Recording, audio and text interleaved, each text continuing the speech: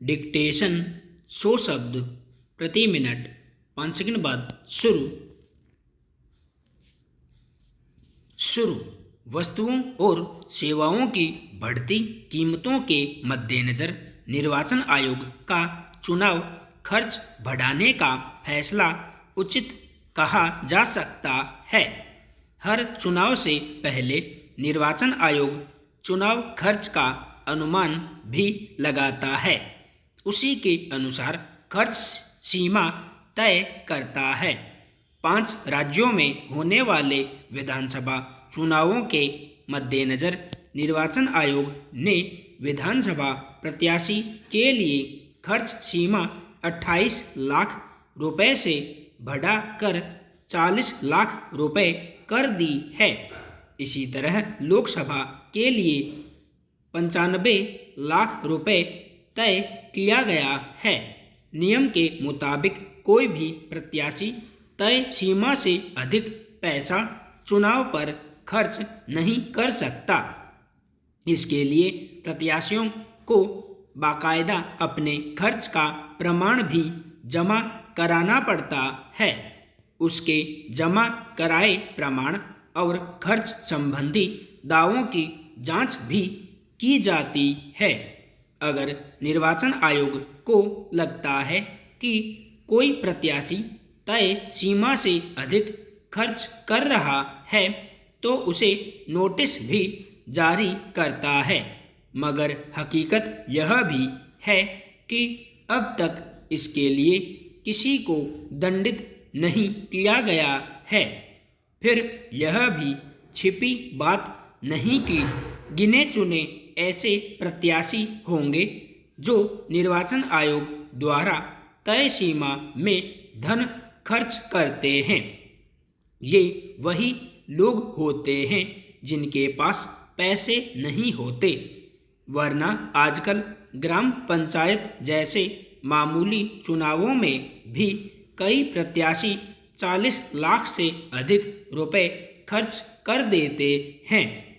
विधानसभा और लोकसभा के चुनाव धीरे धीरे धनबल और बाहुबल के आधार पर लड़े और जीते जाने लगे हैं।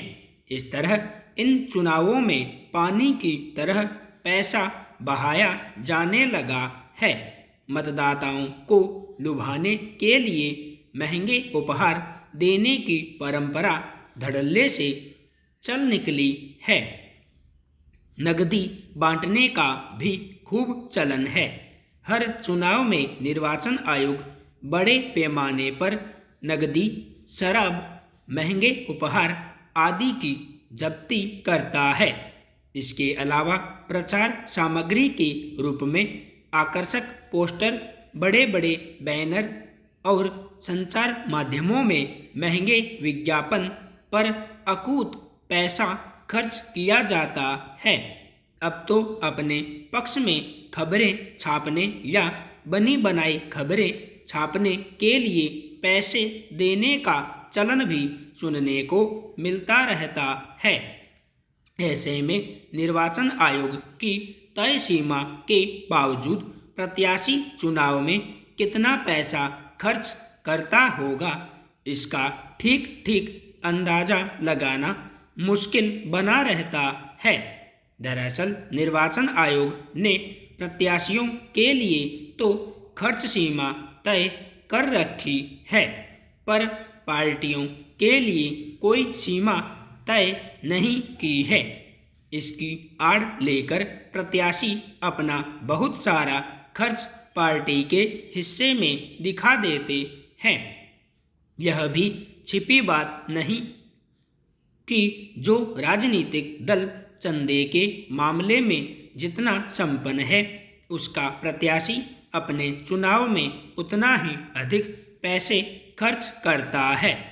चुनावों में गैरकानूनी ढंग से जमा किए गए पैसे को जायज बनाने का धंधा भी बड़े पैमाने पर होता है। इसलिए तमाम विशेषज्ञ लंबे समय से मांग करते रहे हैं कि निर्वाचन आयोग को प्रत्याशी और पार्टियों के चुनाव खर्च पर अंकुश लगाने का कोई व्यवहारिक उपाय किया जाना चाहिए, मगर अब तक इस दिशा में कोई व्यवहारिक कदम उठाने की जरूरत किसी ने नहीं समझी है। दरअसल राजनीतिक दल खुद चंदे के खेल में इस कदर होड़ में लगे रहते हैं कि वे काले धन पर रोक लगाने के लिए इस पहलू के साथ कोई छेड़छाड़ नहीं करना चाहते। ऐसे में निर्वाचन आयोग की तय सीमा का बहुत मतलब नहीं रह जाता। देश में कोरोना मरीजों का रोजाना का आंकड़ा एक बार फिर 1 लाख के पार निकल गया।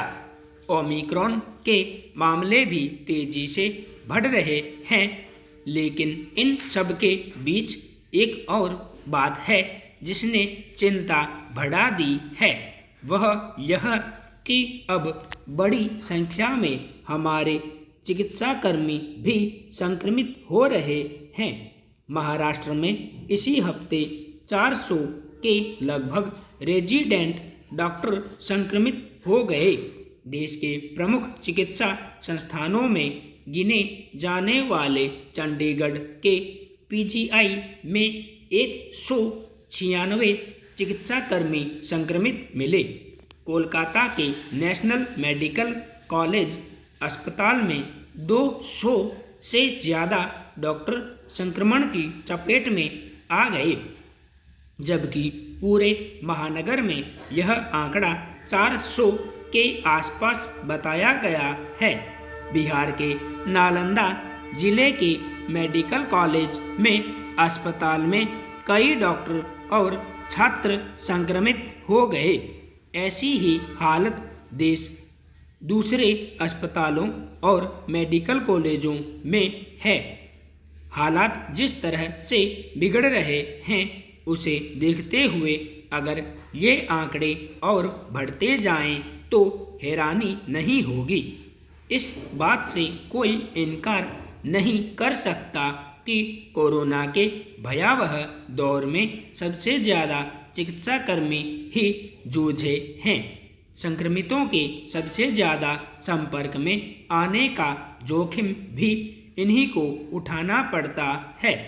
ऐसे में अगर इनके संक्रमित होने की रफ्तार नहीं थमी तो स्वास्थ्य सेवाओं पर असर पड़ सकता है, क्योंकि अगर एक बार सामान्य संक्रमण भी किसी को जकड़ ले रहा है तो उसे ठीक होने में कम से कम 15 दिन लग जाते हैं।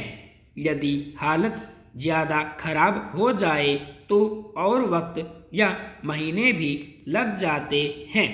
पिछले 2 साल में हमने देखा कि स्वास्थ्य कर्मियों पर काम का बोझ कई गुना बढ़ गया है। स्वास्थ्य कर्मियों को बिना किसी अवकाश के कई दिनों तक काम करना पड़ रहा है। चिकित्सा की पढ़ाई कर रहे जूनियर और सीनियर छात्र डॉक्टर 2-3 दिन तक लगातार संक्रमितों के बीच मोर्चा संभाले हुए हैं। स्वास्थ्य कर्मियों के सामने सबसे बड़ी चुनौती यही है कि उन्हें संक्रमितों के बीच रहकर काम भी करना है और अपने को बचाना भी है। दूसरी लहर में भारत में 700 ज़्यादा चिकित्सकों की जान गई थी। इनमें सबसे ज़्यादा 130 डॉक्टर बिहार के और 109 दिल्ली के थे।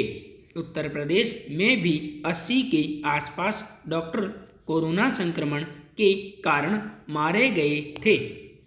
ऐसे में सवाल फिर यही है कि स्वास्थ्य कर्मियों को महामारी की जद में आने से बचाया कैसे जाए।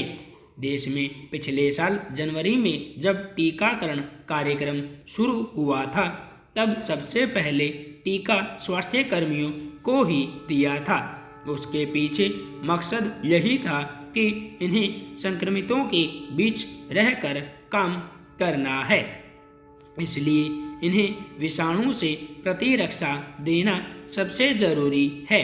हालांकि देखने में यह भी आता ही रहा है कि ज़्यादातर अस्पतालों में स्वास्थ्यकर्मियों को बचाव के लिए जरूरी संसाधन यानी पीपीई किटों की भारी कमी का सामना करना पड़ रहा है।